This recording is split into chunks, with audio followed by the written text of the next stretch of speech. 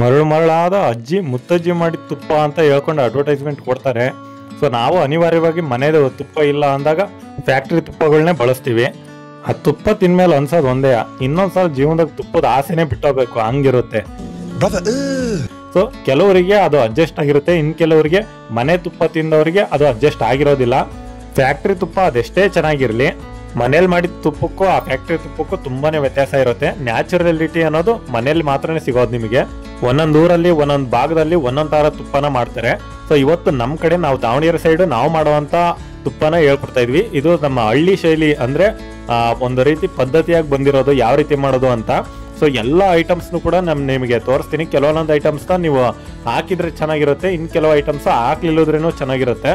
ಅದ್ರಲ್ಲೂ ಈಗ ನಾನ್ ಮಾಡ್ತಿರೋ ತುಪ್ಪ ಜರಿಯೋದಕ್ಕಂದ್ರೂ ಸಾಧ್ಯನೇ ಇಲ್ಲ. ಒಂದ್ಸಲ ನೀವು ಟ್ರೈ ಮಾಡಿ ಈ ವಿಧಾನದಲ್ಲಿ, ನಿಜವಾಗ್ಲೂ ಫ್ಯಾನ್ ಆಗ್ಬಿಡ್ತಿರೋ. ತುಪ್ಪ ಅಂದ್ರೆ ಏನೋ, ಅದ್ರ ನಿಜವಾದ ಟೇಸ್ಟ್ ಏನೋ ಅನ್ನೋದನ್ನ ಇವತ್ತು ನಾನು ತೋರಿಸ್ತೀನಿ. ಸೊ ಎಲ್ಲೂ ಸ್ಕಿಪ್ ಮಾಡಿದೆ, ವಿಡಿಯೋ ಪೂರ್ತಿಯಾಗಿ ನೋಡಿ. ಸೊ ಇದನ್ನ ಕಲ್ತ್ಕೊಳ್ಳಿ ಕೂಡ. ಈಗ ಇನ್ನೊಂದು ವಿಶೇಷತೆ ಏನಪ್ಪಾ ಅಂತಂದ್ರೆ, ಇದು ನಮ್ಮ ದಾವಣಗೆರೆ ಸೈಡ್ ಇಂದಲ್ಲ ಬೆಣ್ಣೆ ಇದು. ಇದನ್ನ ನಾವು ಅರಸೀಕೆರೆಯಿಂದ, ಅಂದ್ರೆ ಕಳ್ಳರ್ಸಿಕೆರೆ ಗೊತ್ತಿರ್ಬೋದು. ಸಾರಿ, ಕಳ್ಳರ್ಸಿಕೆರೆ ಅಂದ ಕೂಡಲೇ ಅರಸೀಕೆರೆ ಯಾರು ಬೇಜಾರಾಗ್ಬಿಡ್ರಿ, ಹಂಗ ಹೇಳಿದ್ರೆ ಮಾತ್ರ ಎಲ್ರಿಗೂ ಅರ್ಥ ಆಗುತ್ತೆ. ಸೊ ಇನ್ನೊಂದು ವಿಧಾನದಲ್ಲಿ ಹಾಸನ ಅರಸೀಕೆರೆ ಅಂತಾನೆ ಕರಿತೀನಿ.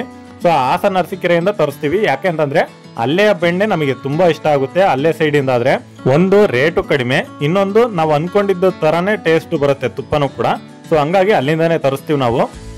ಈಗ ನಾನು ತೋರಿಸ್ತಾ ಇರೋಂತ ಬೆಣ್ಣೆ ಇದು ಆಕಳು ಬೆಣ್ಣೆ. ಆಕಳು ಬೆಣ್ಣೆ ಈ ಕಲರ್ ಅಲ್ಲಿ ಇರುತ್ತೆ. ಸೊ ಎಮ್ಮೆದಾದ್ರೆ ವೈಟ್ ಕಲರ್ ಇರುತ್ತೆ, ತುಪ್ಪ ಕೂಡ ವೈಟ್ ಆಗಿ ಬರುತ್ತೆ. ಸುಮಾರು 1 kg ತುಪ್ಪ ಇದೆ. ಇದು ಸೇರ್ ಅಳತೆನಲ್ಲಿ 2 ಸೇರ್ ಐತೆ ಇದು. ಈಗ ಬೆಣ್ಣೆ ಕಾಸಿ ಕೂಡ್ಲೆ ತುಪ್ಪ ಆಗ್ಬಿಡುತ್ತಾ? ತುಪ್ಪ ಏನೋ ಆಗುತ್ತೆ, ಆದ್ರೆ ಅದಕ್ಕೊಂದ್ ಸ್ವಲ್ಪ ರುಚಿ ಅನ್ನೋದ್ ಬೇಡವಾ? ಸೊ ಈಗ ರುಚಿ ಬರ್ಸ್ಲಿಕ್ಕೆ ನಾನು ಹಾಕುವಂತ ಐಟಮ್ಸ್ ಗಳನ್ನ ನಿಮಗೆ ತೋರಿಸ್ತಾ ಹೋಗ್ತೀನಿ. ಮೊದಲನೇದಾಗಿ ಒಂದು ವೀಳ್ಯದೆಲೆನ ತಗೊಂತಾ ಇದ್ದೀನಿ, ಹಾಗೆ ಒಂದ್ ಸ್ವಲ್ಪ ಬೆಳ್ಳುಳ್ಳಿಗಳು, ಹಾಗೆ ಇದು ನುಗ್ಗೆ ಸೊಪ್ಪು. ಇದಂತೂ ಮೇನ್ ಇಂಗ್ರೀಡಿಯೆಂಟ್ ಇದಕ್ಕೆ. ಸೊ ಈ ನುಗ್ಗೆ ಸೊಪ್ಪು ಹಾಕ್ಬಿಟ್ಟು ಮಾಡಿದ್ರೆ ಒಳ್ಳೆ ಟೇಸ್ಟ್ ಬರುತ್ತೆ. ಈಗ 1 kg ಬೆಣ್ಣೆಗೆ ನಾನು ತಗೊಂತಾ ಇರೋಂತ ಐಟಮ್ಸ್. ಈಗ ಇನ್ನೊಂದು ಐಟಮು 2 ಚಮಚ ನಾನು ಮೆಂತೆ ಕಾಳನ್ನ ಚೆನ್ನಾಗಿ ಹುರಿದಿದ್ದೀನಿ, ಬಿಸಿ ಕಾಯಿಸಿದ್ದೀನಿ. ಈ ಮೆಂತೆ ಕಾಳನ್ನ ಕೆಲವು ಜನ ಹಾಕೋದಿಲ್ಲ, ಚೆನ್ನಾಗಿ ಬರೋದಿಲ್ಲ ಅನ್ನೋ ಕಾರಣಕ್ಕೆ. ಸೊ ಏನ್ ಮಿಸ್ಟೇಕ್ ಆಗಿರುತ್ತೆ ಅಂತಂದ್ರೆ ಇದನ್ನ ಪೂರ್ತಿ ಪುಡಿ ಮಾಡಿ ಹಾಕ್ತಾರೆ. ಸೊ ಹಂಗಾಗಿ ಅದೇನಾಗುತ್ತೆ, ಟೇಸ್ಟ್ ಅಲ್ಲಿ ಸ್ವಲ್ಪ ವ್ಯತ್ಯಾಸ ಆಗುತ್ತೆ. ಪೂರ್ತಿ ಪೌಡರ್ ಮಾಡಿ ಹಾಕಿದ್ರೆ ಟೇಸ್ಟ್ ಸ್ವಲ್ಪ ಕಹಿ ಬರುತ್ತೆ, ಮತ್ತೆ ಬರೀ ಮೆಂತೆದೇ ಸ್ಮೆಲ್ ಹೊಡೆಯುತ್ತೆ.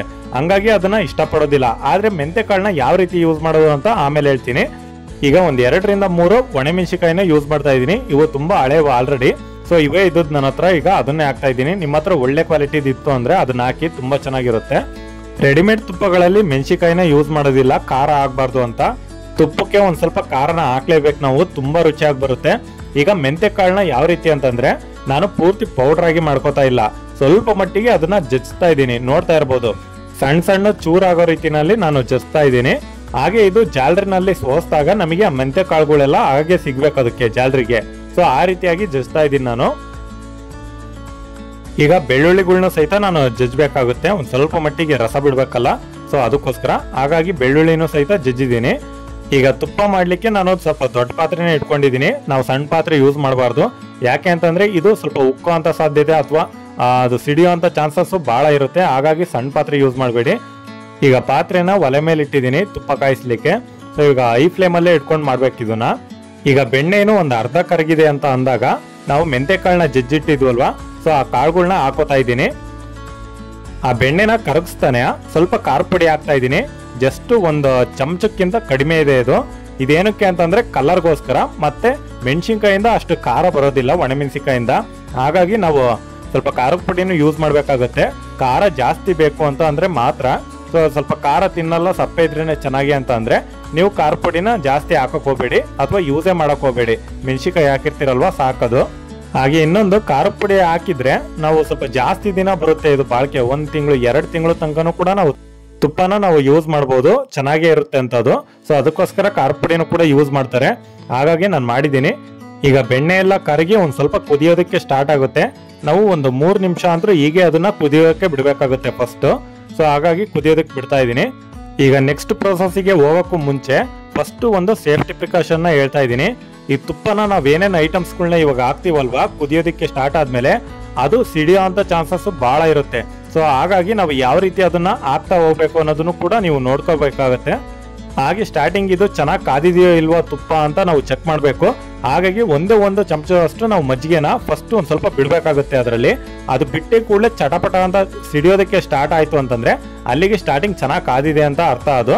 ಸೊ ಇವಾಗ ಅದನ್ನು ನಾನು ಮಾಡ್ತಾ ಇದ್ದೀನಿ. ಒಂದು 3 ನಿಮಿಷ ಬಿಟ್ಟಾದ ನಂತರ ಈಗ ಚೆನ್ನಾಗಿ ಕುದೀತಾ ಇದೆ ಇದು.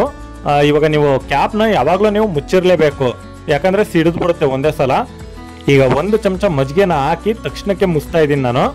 ಸೊ ಈಗ ಮುಚ್ಚಿದ ನಂತರ ಅದು ಚಟಪಟ ಅಂತ ಸಿಡಿಯುತ್ತಲ್ವ, ಅದು ನಿಂತಾದ್ಮೇಲೆ ನೆಕ್ಸ್ಟ್ ನಾವು ಬೆಳ್ಳುಳ್ಳಿನ ಹಾಕ್ಬೇಕಾಗುತ್ತೆ. ಈ ಬೆಳ್ಳುಳ್ಳಿನ ಹಾಕಿದ ತಕ್ಷಣ ಮತ್ತೆ ಮುಚ್ತಾ ಇದ್ದೀನಿ ನಾನು.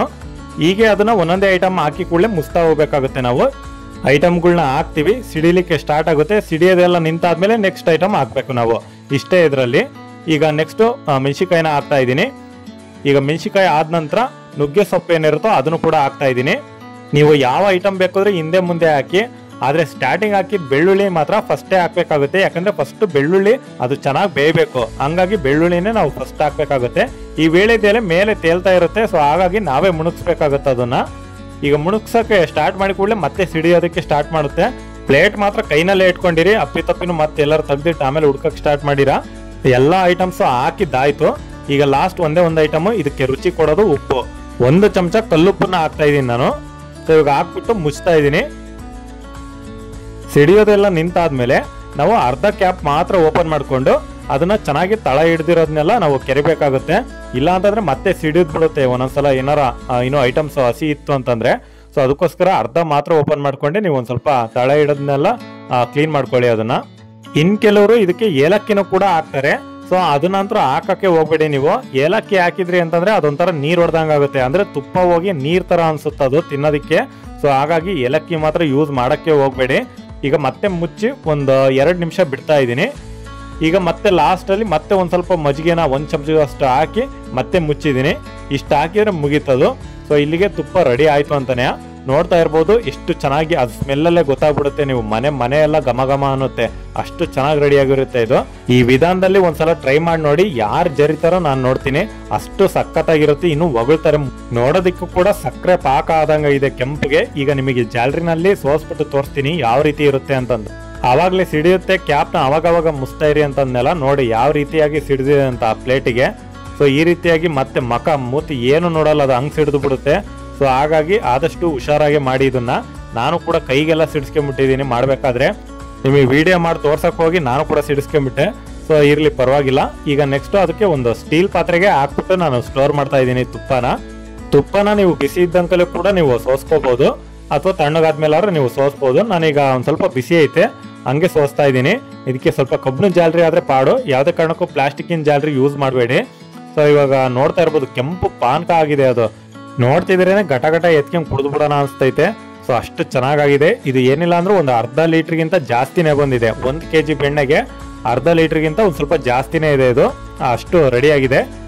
ನಿಮ್ಮ ಕಡೆ ನೀವು ಯಾವ ರೀತಿ ತುಪ್ಪ ಕಾಯಿಸ್ತೀರಾ ಅನ್ನೋದು ಕೂಡ ನಮಗೆ ಕಮೆಂಟ್ನಲ್ಲಿ ತಿಳಿಸಿ, ನೋಡೋಣ ಯಾವ್ಯಾವ ಕಡೆ ಯಾವ ರೀತಿ ಮಾಡ್ತಿರೋ ತುಪ್ಪ ಅನ್ನೋದನ್ನ. ಮತ್ತೆ ನಾನು ಮಾಡ್ದಂಗೆ ನೀವು ಯಾರು ಮಾಡ್ತೀರಾ ಅನ್ನೋದು ಕೂಡ ಗೊತ್ತಾಗುತ್ತೆ. ಸುಮ್ಮನೆ ನಾವು ಫ್ಯಾಕ್ಟ್ರಿ ತುಪ್ಪ ತಿಂದು ಗಂಟ್ಲ ಹಾಳು ಮಾಡ್ಕೊಳೋದ್ಕಿಂತ ನಾವೇ ಮನೆಯಲ್ಲಿ ಕಲಿತು ಈ ರೀತಿ ಮಾಡಿದ್ರೆ ನ್ಯಾಚುರಲ್ ಆಗಿ ಒಳ್ಳೆ ಟೇಸ್ಟ್ ಇರುತ್ತೆ. ಆದಷ್ಟು ರೆಡಿಮೇಡ್ ತುಪ್ಪ ಅವಾಯ್ಡ್ ಮಾಡಿ ಮನೆಯಲ್ಲೇ ಮಾಡೋದು ಕಲೀರಿ. ನನ್ನ ವಿಶ್ಲೇಷಣೆ ರೀತಿ ನಿಮಗೆಲ್ಲ ಇಷ್ಟ ಆಗಿದೆ, ದಯವಿಟ್ಟು ನನ್ನ ಚಾನಲ್ಗೆ ಸಬ್ಸ್ಕ್ರೈಬ್ ಆಗಿ ಹೀಗೆ ಸಪೋರ್ಟ್ ಮಾಡ್ತಾ ಇರಿ. So thanks for watching.